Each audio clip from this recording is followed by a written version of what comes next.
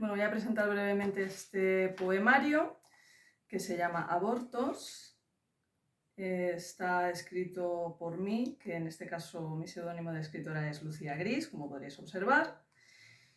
Y bueno, es un libro que no trata de nada en concreto porque es un compendio de poemas que he escrito a lo largo del tiempo. Incluso hay algunos pues bastante antiguos, de hace unos 20 o 23 años.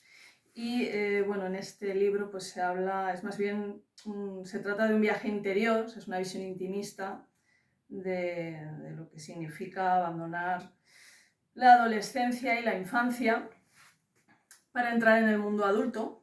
Es un libro regado de música, que es muy importante para mí, creo que está reflejado en muchos de sus poemas. También se pueden observar pues, bueno, la influencia que ha tenido en mí la poesía romántica, autoras como Anais Nin o Alejandra Pizarnik o Anne Sexton, creo que también quedarían reflejadas en estos poemas. Y al fin y al cabo, bueno, creo que es un libro bastante gótico. Se podría considerar como un poemario gótico, oscuro, que habla de los amores rotos, de la soledad, de nuestro paso por el mundo sin sentir que encajamos en nada, de esa búsqueda de la felicidad que no llega. Y bueno, al fin y al cabo pues considero que es un libro pues muy romántico.